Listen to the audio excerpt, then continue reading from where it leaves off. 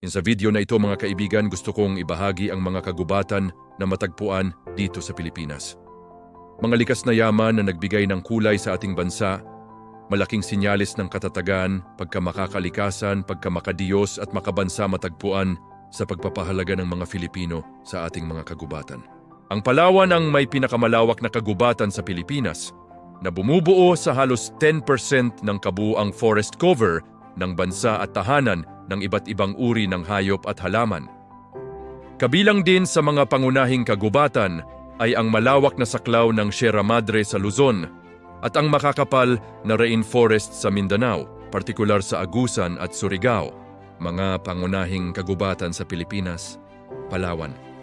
Kinikilalang pinakamalaking kagubatan sa bansa, Sierra Madre, Luzon, sumasaklaw sa mga lalawigan ng Aurora, Bulacan, Cagayan, Isabela, Laguna, Nueva Ecija, Nueva Vizcaya, Quezon, Quirino at Rizal.